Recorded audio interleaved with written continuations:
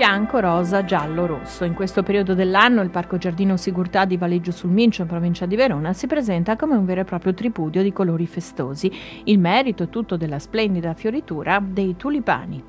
Tutti arrivano per vedere questi meravigliosi tulipani che insieme a narcisi, giacinti e muscari colorano in 1 milione di esemplari i tappeti erbosi del parco.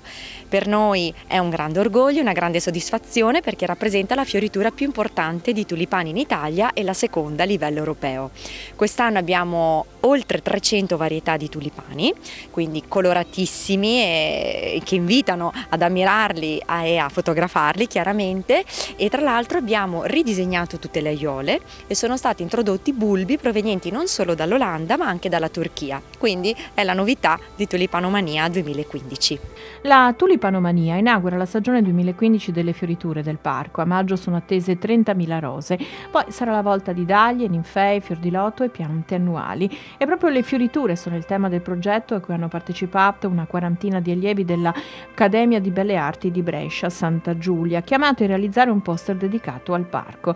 I 3 elaborati più significativi sono stati premiati di recente nella suggestiva cornice del Castelletto, piccolo edificio di fine Settecento voluto come sala d'armi del marchese Antonio Maffei.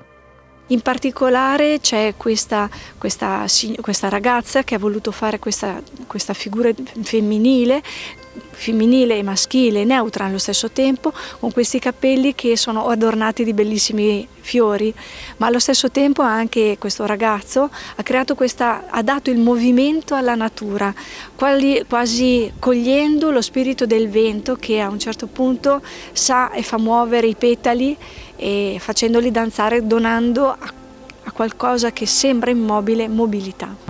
Il parco, di proprietà della famiglia Sigurtà dal 1941, si estende su una superficie di 600.000 metri quadrati di terreno.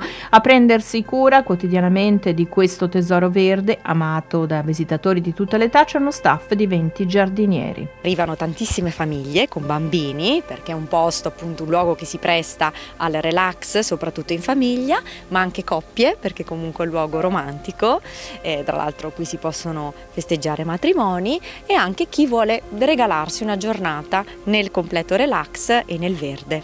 Ogni anno visitano il parco, che è aperto fino all'8 novembre, circa 300.000 persone, performance da record che ci si aspetta possano addirittura migliorare, data la vicinanza a Milano con il suo Expo.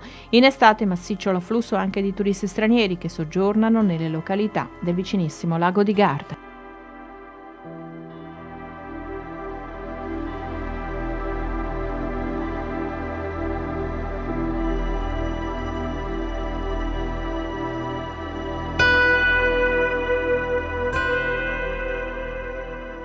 Il parco, come vedete, ha delle grandissime potenzialità per i più piccoli, per i giovani in genere, ed è molto bello perché accomuna, e abbiamo sempre cercato di realizzare delle attività che possano accomunare e rendere sempre più unita la famiglia, ma con un occhio in particolare anche per le persone più anziane. Questo ci porta ad avere visitatori stranieri, un 20% di presenze appunto straniere, soprattutto dal nord Europa, e sono anche è un target di visitatori che ama in particolare il verde, gli spazi all'aria aperta, e quindi luogo migliore del parco forse non ce n'è in questo momento. Per tutti gli appassionati di fotografia non manca neanche quest'anno la possibilità di partecipare a diversi contest a tema.